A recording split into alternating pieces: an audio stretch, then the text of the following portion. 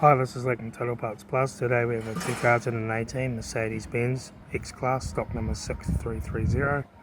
This ran from the 2nd 2018 to the 6th 2020.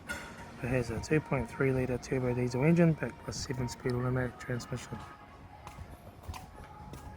This is the 2.3 litre turbo diesel engine.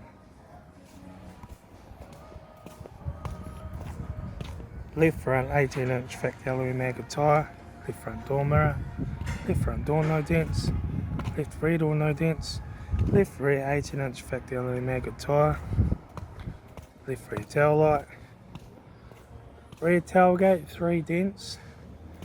Right rear tail light. Right rear 18-inch factory alloy maggot tyre. Right rear door no dents. Right front door no dents. Right front door mirror. Right front 18-inch factory alloy maggot tyre. Right front door card. Right front master switch. Center console lid. Automatic gear shifter. Heater AC controls. Factory touchscreen stereo. Interior mirror. Front courtesy light with sunglass holder. Left front sun visor. Right front sun visor.